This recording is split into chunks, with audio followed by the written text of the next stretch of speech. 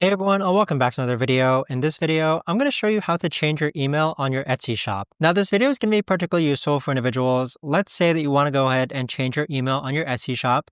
Maybe you've created a business email, which you want to go ahead and use. How do you actually go ahead about doing so?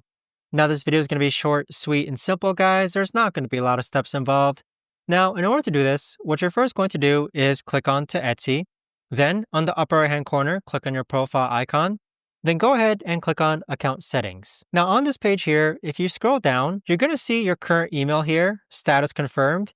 This is where you can enter your new email, confirm your new email, then you enter your Etsy password, then click on Change Email. Keep in mind that your email address will not change until you confirm it via email. Now we do have some blurred information here, but that right there, guys, is the best and easiest way that I know of to actually go ahead and change your email on your Etsy shop.